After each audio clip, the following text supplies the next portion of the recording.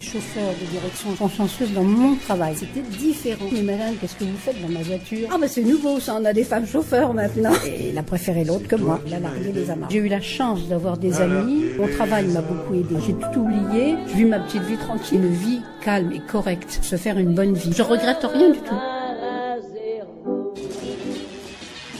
On s'entend bien. Je faisais 10 km à pied aller-retour et j'avais pas de vélo. Il y avait des rafles. On a vu les Allemands passer. On a fait 4 km pour aller voir les Américains. Je me suis marié. J'ai eu des enfants. Il est décédé 5 mois avant nous, 60 ans. On partait en vacances, tous les 9, en camping. Alors ça râlait quand il y avait des gamelles à nettoyer. Non, j'ai jamais travaillé depuis que je suis marié. On essayait les chapeaux à la Samaritaine. C'est un couple d'amis. On partait en vacances ensemble. On jouait beaucoup au parc. Les plus âgés se désintéressaient des plus jeunes. On partait faire les courses, on s'occupe des enfants. Et on revenait la nuit après. Il y a les fêtes de Noël. On allait à Paris. Et les enfants n'ont jamais vu les cadeaux. Ils ont fouillé, mais ils n'ont jamais vu les cadeaux. Vous comprenez? Ils ne pouvaient pas avoir tout ce qu'ils avaient commandé. Il faut prendre le temps de vivre avec les enfants. Pas vouloir de trop. On n'a pas eu une belle vie. Beaucoup ne pouvaient pas payer leur pain à la fin du mois.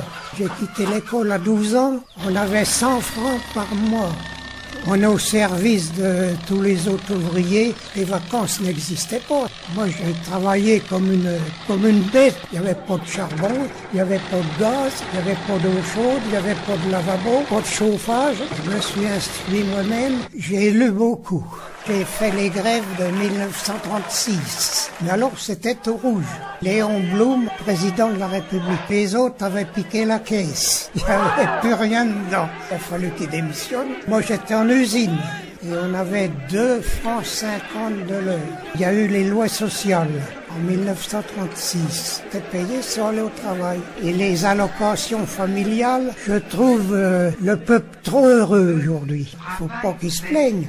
Le Français ne veut plus beaucoup travailler. Des vacances, du repos, on lui donne tout quoi. J'ai fait beaucoup de voyages et je ne regrette pas. Bonjour monsieur, bonjour madame. Montez de la mine, descendez des collines, camarades. Mon mari était lieutenant-colonel dans l'aviation espagnole. Mon mari était résistant.